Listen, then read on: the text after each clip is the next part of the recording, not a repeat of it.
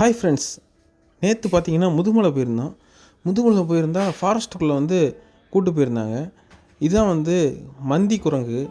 மந்தி குரங்கு பார்த்தீங்கன்னா கும்பலாக மரத்தில் உட்காந்துருந்துச்சு. கொஞ்சம் கூட மனிதர்களை பார்த்து பயப்படவே இல்லை. அப்படியே எனக்கு என்னென்னு உட்காந்து வேடிக்கை பார்த்துக்கிட்டு இருந்துச்சு.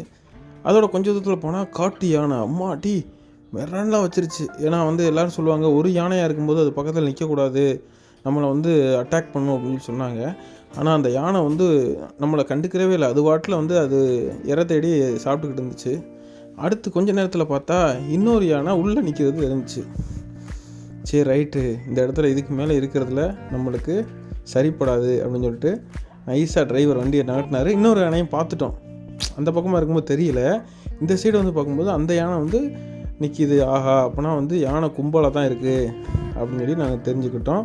இதுக்கு மேலே இங்கே இருக்கிறதுல சரியில்லை அப்படின்னு சொல்லிட்டு நைஸாக வண்டியை டிரைவர் கொஞ்சம் கொஞ்சமாக ஸ்லோ அப்படி மெதுவாக வண்டியை ஓட்டினார்.